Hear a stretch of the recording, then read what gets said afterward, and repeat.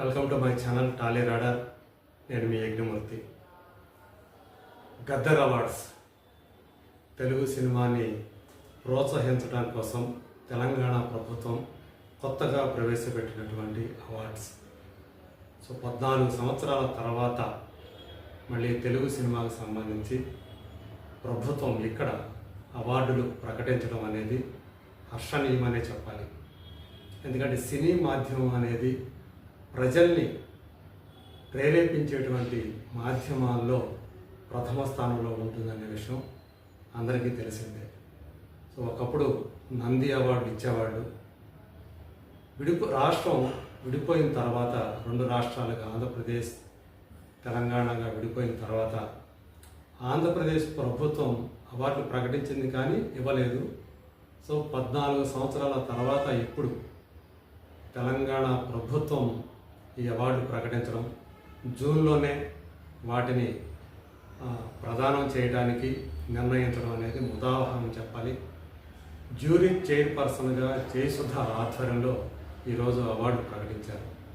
ఇక్కడ విశేషం ఏంటంటే ఉత్తమ నటుడిగా అల్లు అర్జున్కి అవార్డు ప్రకటించడం అందరి దృష్టిని కూడా ఆకర్షించినటువంటి విషయం అని చెప్పాలి.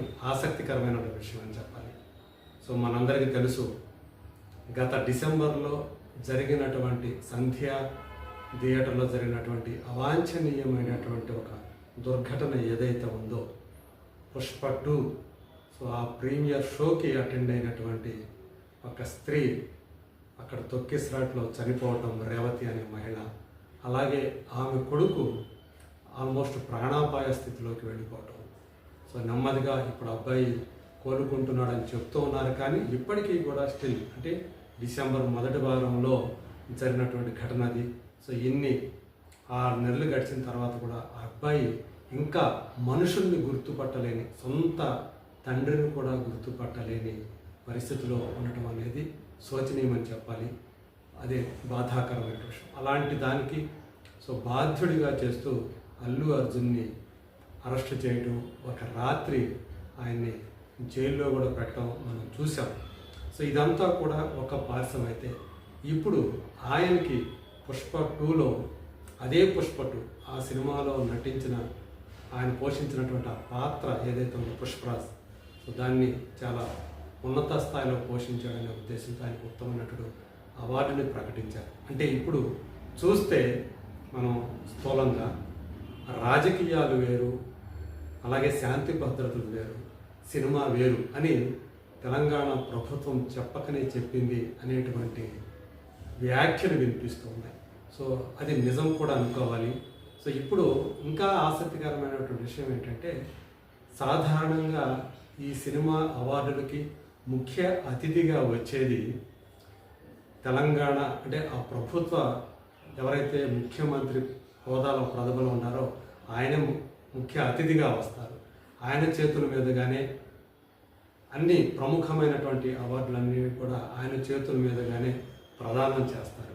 మరి ఇప్పుడు ఆ ఆసక్తికరమైనటువంటి ఒక ఘట్టానికి తెరలేచిందని చెప్పాలి. మరి ముఖ్యమంత్రి రేవంత్ రెడ్డి చేతుల మీదుగా ఆ ఉత్తమ నటుడి అవార్డుని అల్లు అర్జున్ తీసుకోబోతున్నాడు అనేటువంటి ఏదైతే విశేషం ఉందో, దానికోసం ఇప్పుడు అందరూ కూడా, ఈవెన్ అల్లు అర్జున్ అభిమానులు కూడా ఏగర్గా ఎదురు చూస్తూ ఉన్నారు ఖచ్చితంగా. నిజంగా మరి ఆ ఘట్టం అల్లు అర్జున్ ఆల్రెడీ ప్రకటించాడు తనకి, అంటే మొట్టమొదటిగా ప్రవేశపెట్టినటువంటి గద్దర్ అవార్డులకి అందులో మొట్టమొదటిగా ఉత్తమ నటుడు అవార్డు తనని వరించడం అనేది తనకి చాలా సంతోషాన్ని ఇస్తుందని చెప్పేసి తెలంగాణ ప్రభుత్వానికి ఆయన కృతజ్ఞతలు కూడా తెలియజేశాడు. నిజంగా ఇప్పుడు ఆయన రేవంత్ రెడ్డి చేతుల మీదుగా అవార్డు తీసుకుంటాడా లేదా, ఇది కూడా ఒక ఆసక్తిని రేకెత్తిస్తున్నటువంటి విషయంగానే చెప్పాలి. ఎందుకంటే ప్రస్తుతం ఆయన షెడ్యూల్ అట్లీ డైరెక్షన్లో ఒక సినిమాని నటించడం కోసం ఆయన రెడీ అవుతున్నాడు. మరి దీనికోసం ఆయన టైం కేటాయిస్తాడా లేదా, వస్తాడా లేదా అనేటువంటి అంశం కూడా ఇప్పుడు ప్రాధాన్యత సంతరించుకుంది. అందరూ కూడా ఎక్కువ మంది అయితే ఖచ్చితంగా అల్లు అర్జున్ ఈ అవార్డు ప్రదానోత్సవానికి వస్తాడు. ఎందుకంటే ఇది తెలంగాణ ప్రభుత్వం చాలా ప్రతిష్టాత్మకంగా ప్రవేశపెట్టినటువంటి అవార్డులు కాబట్టి, అది కూడా మొట్టమొదటిది కాబట్టి ఖచ్చితంగా దీనికి అందరూ కూడా ఎవరైతే ఈ అప్పుడు అవార్డులు పొందారో వాళ్ళందరూ కూడా రావటం కోసం ఖచ్చితంగా ప్రయత్నం చేస్తారు, వస్తారు. మరి అందులో వాళ్ళలో అల్లు అర్జున్ కూడా ఖచ్చితంగా ఉంటాడు అని చెప్పేసి అందరూ భావిస్తూ ఉన్నారు, ఆయన అభిమానులతో సహా.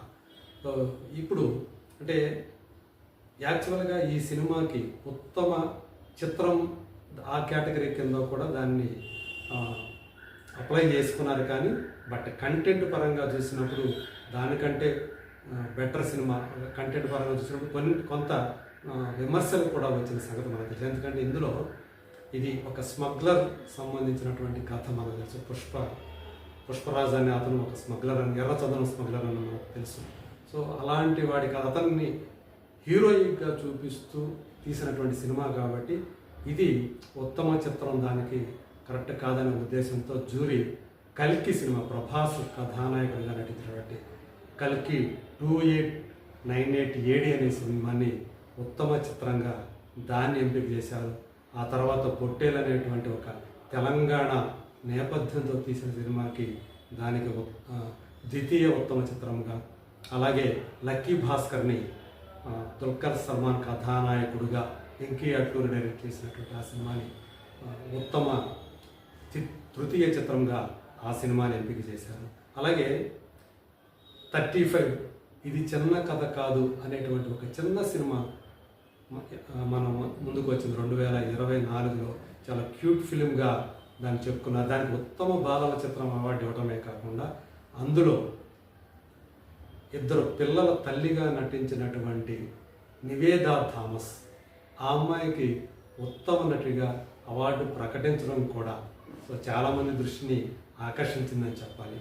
సో ఇట్లా అంటే ఈ విషయంలో అంటే ఉత్తమ అవార్డులు ప్రకటించే విషయంలో జ్యూరీ చాలా తెలివిగా వ్యవహరించింది అని కూడా చెప్పుకున్నారు. అన్ని చాలా వరకు కూడా బ్యాలెన్స్ తోటి ఈ అవార్డుల్ని ఇచ్చారు అనేటువంటి అభిప్రాయం అయితే వ్యక్తమవుతుంది.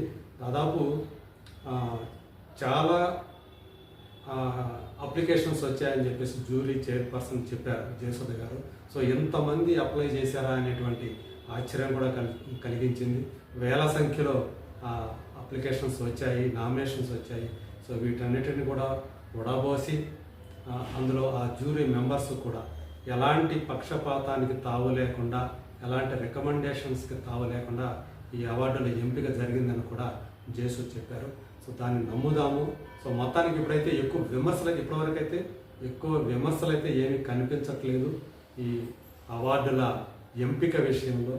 కానీ మొత్తానికి అందరి దృష్టిని మాత్రం ఆకర్షించింది మాత్రం అల్లు అర్జున్కి ఉత్తమ నటుడి అవార్డును ప్రకటించడం. సో రాజకీయ పరంగా చూసుకుంటే రేవంత్ రెడ్డికి అలాగే అల్లు కుటుంబానికి మధ్య ఒక అగాధం ఏర్పడిపోయింది అనేటువంటి అభిప్రాయం ఇప్పుడు చాలామందిలో ఉంది. సో మాకు సినిమా పరంగా ఎలాంటి విభేదాలు లేవు మా మధ్య.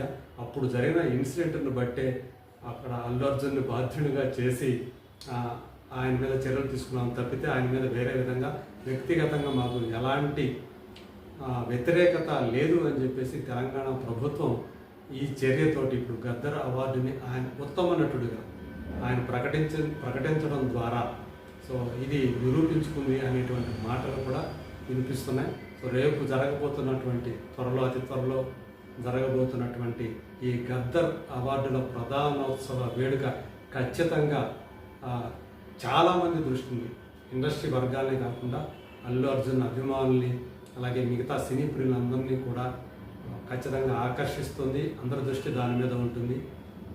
ఒకే వేదిక మీద సో రేవంత్ రెడ్డి చేతుల మీదుగా ఆ ఉత్తమ నటుడి అవార్డుని అల్లు అర్జున్ చూడటం కోసం చాలామంది ఎదురు చూస్తున్నారు. త్వరలోనే ఆ రోజు మన ముందుకి రాబోతోంది.